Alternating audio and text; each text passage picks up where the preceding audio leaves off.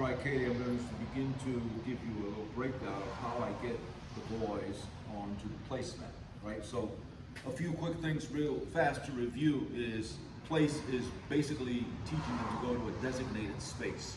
Now I start teaching them off on an elevated bed, but once the dog understands the concept and you practice the heck out of it quite a bit, it can transfer to anything. So place could be a picnic blanket, it could be a park bench, it could be anything that you want them to, which they comfortably and are somewhat familiar with getting on, right? So in other words, that means that you can train them in place to go to bed, place, this becomes the place, right?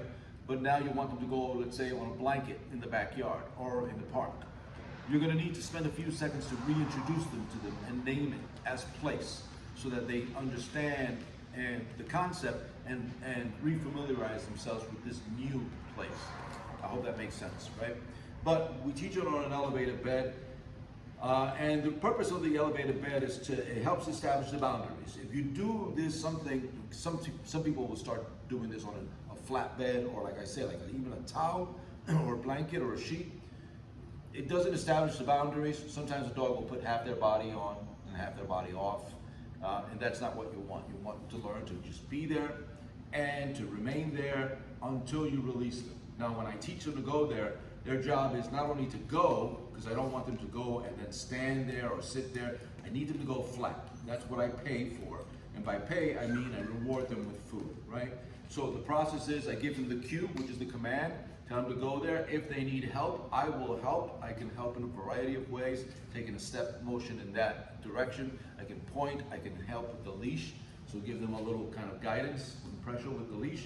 But when they go flat, I reward like this, yes.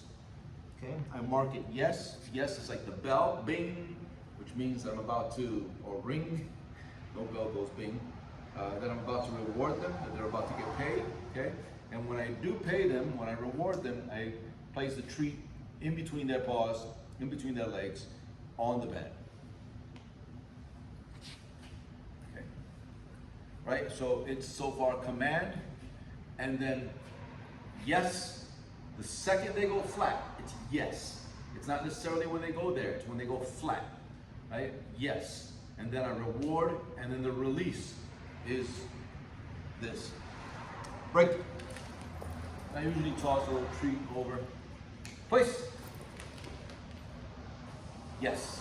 He goes flat.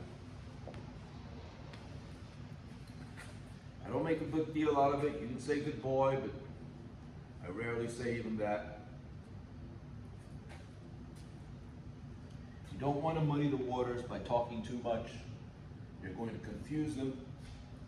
Clarity in training is just as important as consistency. So here we go one more time in the opposite direction. Break. Place. Yes. Notice how I waited him out there, because he was faking it, he was stretching, but it's not a complete flat. So I don't mark it nor reward it until he goes flat. Now, when I want to create duration without using the e-collar, which I'm not now, is I will start to use a bridge marker. And the bridge marker is the word between yes and no. No is the opposite of yes. Yes, you get rewarded, and no, you usually get some kind of consequence or a punishment, right? We haven't gone into no yet. But if the dog is giving me extended behavior, and this goes to sits down, stays, I will mark it yes, good, after I have already told him yes, and I will come in and reward it. So I can do a variety of things. I can start to step away, to test him, and from here I can say good, walk up, give him some reward. I can test it further, I can go out again, I can prolong the period of time in which I am out at a distance. I can even go around him. And every new thing, is a success. So good, I mark it. And again, I am paying him on the bed, not in his mouth, if you notice, right between his legs, between his paws. And if you do this enough, the dog learns, as long as I am here, I get paid. Good.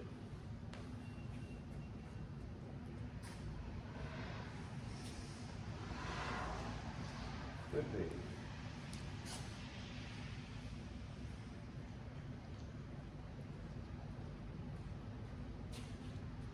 Good.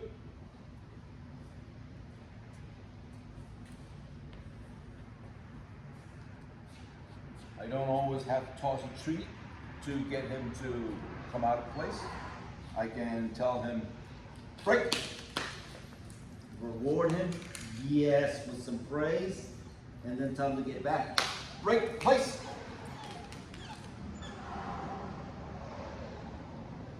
No. Yes. Okay, perfect example. I confused my word there. I said break instead of place. And he was playing me out.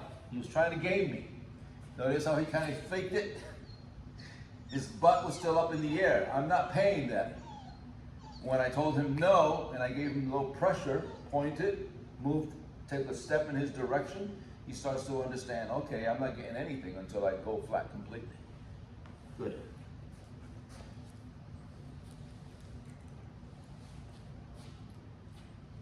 So this is, that was a perfect example of what you may be dealing with at times.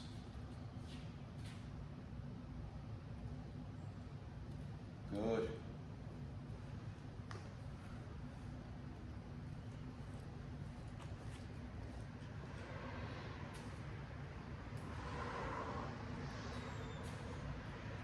Good.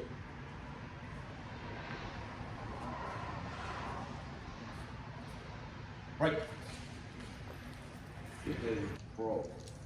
Place. Yes.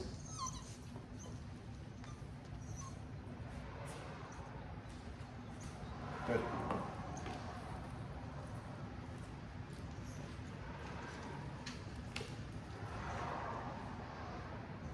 Right. Place. Yes. From a distance, fantastic. The whiner that you hear in the background is Beau. Because he wants to do some of this and get some food as well.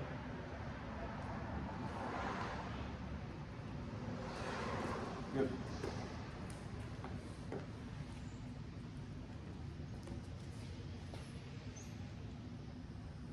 This is something that you should be practicing quite a bit. Remember, what I'm giving them is just a foundation. This does not in any way make them experts or proficient, rather, it just means that they have the concept, that they understand exactly what is being asked of them, but you need to get more repetition, a great deal more. So you need to make it a part of their routine, a part of their lives. Break. Place. Yes, goofy. And you want to work this under low distractions. When I started doing this with the dogs individually, I removed the other dog from the equation. Right now you can hear Beau in the background, but that is a higher level of distraction. They wouldn't have been able to do this initially with the other dog in the room. It would have been too much for them. Nope. Nope. Place. Good. Good. I usually don't pay a reward if the dog breaks it. Okay? Now I'm doing this without the e-collar. Nope. Good.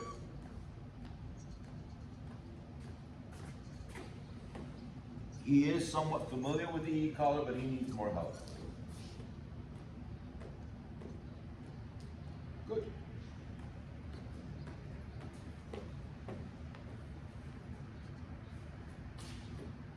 Right. Place. Yes.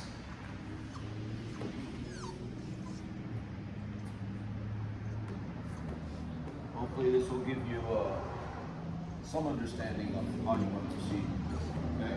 So work them on the long distractions until you get very good with your skills at getting them there, your timing, your cues. All of that is incredibly important. If you're sloppy about it, you're going to get sloppy results.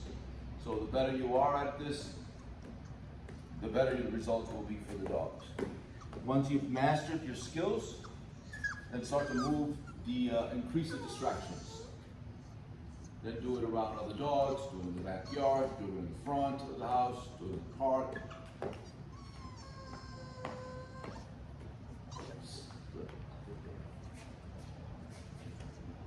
Okay, break. All right, Katie. Now, along with the collar, you want to teach the dogs how to give in to the pressure of the collar. Otherwise, what will happen is that they will desensitize to it. So what I mean by that is that when I apply pressure, I condition it to the dog so that they don't resist the pressure, right?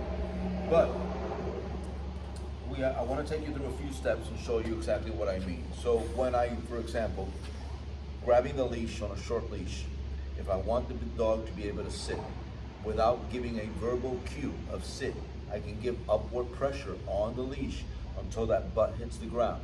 So the concept is very simple. It is pressure on, pressure off, pressure on, pressure off, okay? And I've done this repeatedly with the dogs. I've done it with food. You don't need to do it with food, but I'll give you an example, right? So first of all, I want to show you, if I grab this with just 2 fingers, that I should be able to move him around easily, because he's giving into the pressure and the sensation of the collar without me verbally directing him. So if I wanted to apply pressure, that pressure is going to come straight up, and a pressure, pressure, pressure, and I keep that tension going and off, okay? Once that pressure comes on, it stays on. And it is a pressure like, think of it like a rubber band that you are stretching out. So the longer the dog resists, the more pressure, the more force you are applying to that pressure, right? Again, moving him around, and I can apply pressure, off, right? When I say off, it doesn't mean I let go of the leash. It just means I take that pressure off. And I can reinforce once the butt hits the ground immediately. Again, going just like the place, I can just say yes, and then reinforce that, okay? So again, moving the dog again, pressure, pressure, off, yes. Look how he looked at me when I say yes, because he understands he's about to get paid, right? So again, short leash, and the reason for the short leash is the shorter the leash you have, the more control you have. The longer, the more lead the dog has, the more leverage the dog has. That gives him the ability to move away, to ignore you. You have to get all awkward with regards to applying pressure. Okay, so I apply a little pressure and I move him when necessary.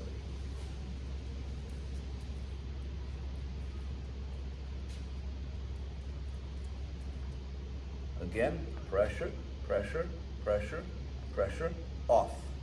Okay? That off, by the way, is for you, for your purposes, not for him. I just want you to know when I'm turning that pressure off, right? Pressure on, pressure off. Good baby, good sweetheart. Okay? So I hope that makes sense. Now, in addition to that is the DOWN, the down, right? And again, it's not that you can't give the dog verbal cues, is that, again, it is a separate than teaching the dog how to give into pressure. Often enough, the dog can know exactly what you want him to do, but he doesn't do it.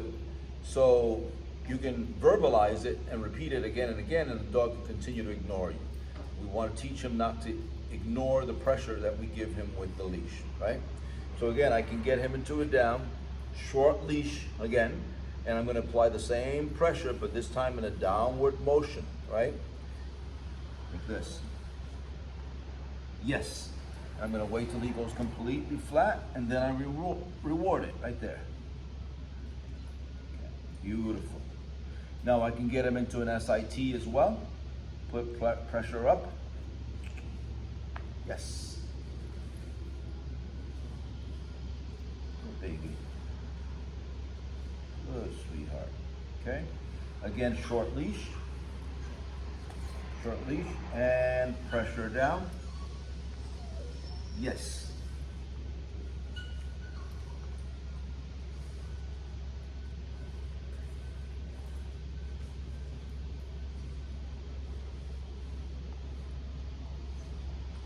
right? Good. And from there I can get him on again, right? So again, this is something that you really want to practice with the dogs. And I'm not going to show you this with Beau because it's the same concept. But you really want to practice this during low distractions, high distractions, indoors, outdoors, and so on. It's part of the training, it's part of the sit stay and the down stay, meaning getting more duration, okay? So you do want to start showing them how to give into the pressure without verbalizing it. Once it is automatic, you have done it many, many times, frequently, and they're moving up and down like butter, now you can begin to verbalize it. You can do something like down, and a little pressure down. There you go. Beautiful. Yes. Okay? And then you can reward if you want. I think it's always a good idea to reward randomly. Okay. All right, Katie, just a very quick primer on how I taught the dogs to heel and what you're going to want to do to maintain the behavior. Understand, again, I'm kind of repeating myself, but this is all a foundation.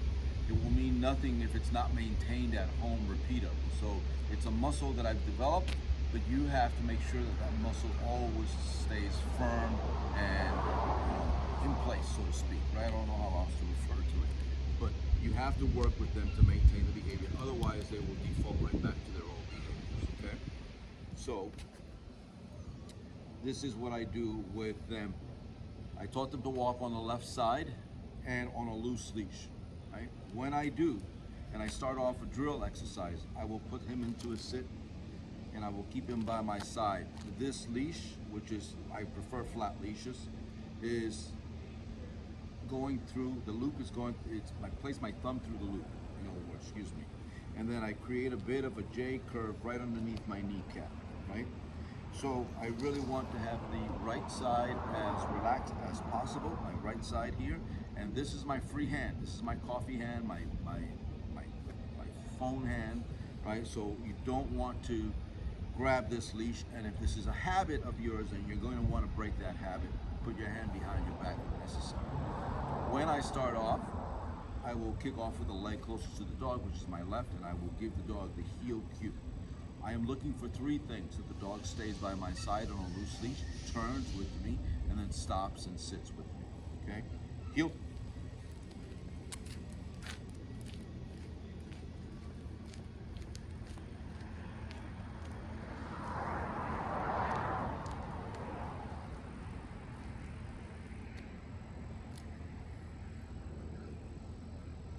We haven't done this today as of yet, so he's a little rusty being away for a few days.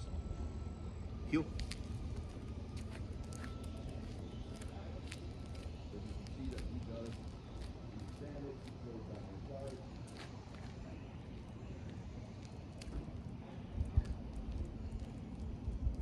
And as I come to a stop, he sits with me. He's such a sweetheart. Break. Okay? So I can give you more of a breakdown on how to work this with him. You're gonna need to do these drills with him for about 10 minutes at a stretch, preferably twice a day, and you're gonna need to do the same thing with Beau, right? Now, let me show you quickly how you're going to start to work with them together on a leash. Together is always going to be a little trickier because, well, you have two dogs as opposed to one, and you have one that's slightly more impulsive, more anxious, more easily distracted than the other, and that is him, Beau. And you're going to continue to do the same thing. You're going to continue to walk the dogs on your left side. Now, there are variations to this. You can, for example, walk them something similar to this, where you are just walking them side by side like this. You're gonna have to figure out what you feel is best for you and which you prefer, but I like to be able to teach them to walk on a loose leash. The whole point, however, is that you never create tension on the leash. Otherwise, they will desensitize and go right back to pulling, guarantee you, very quickly, right? So, if I'm gonna walk them on a loose leash, and I hope that I can capture this on camera, I'm gonna do the same thing by holding the leashes, you see, on my left side.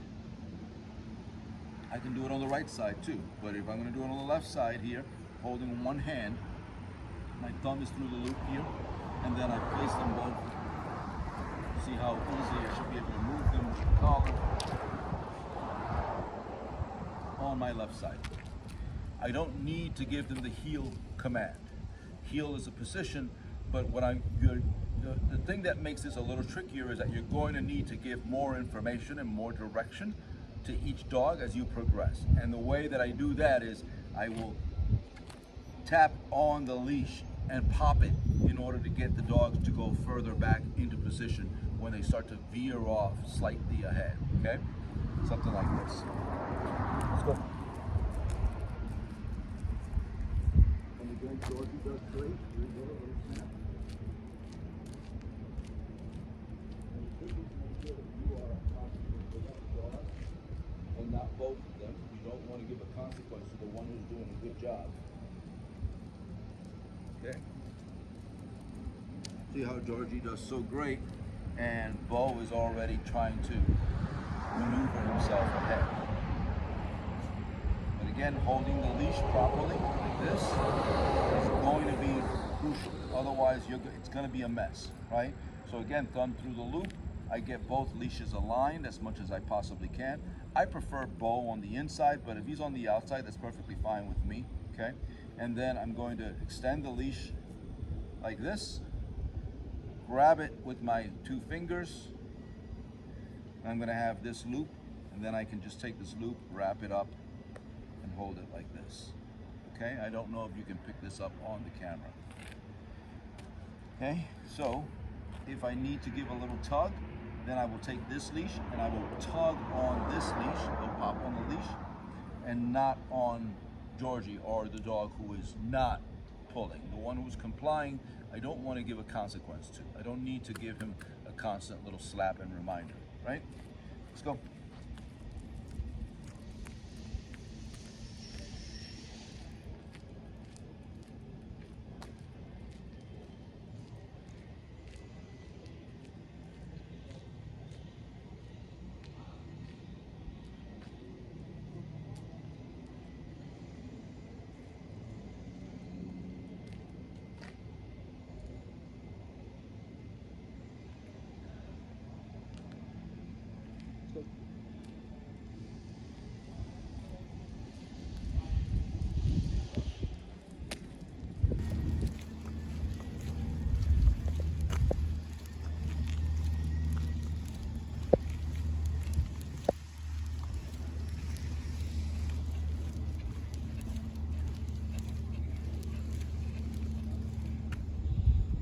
No pressure. Sit.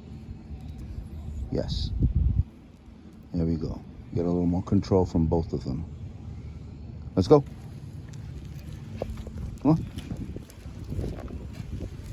See how he moved to the outside? I'm going to bring him back. Going to bring him back here. Let's go. Let's go. There we go.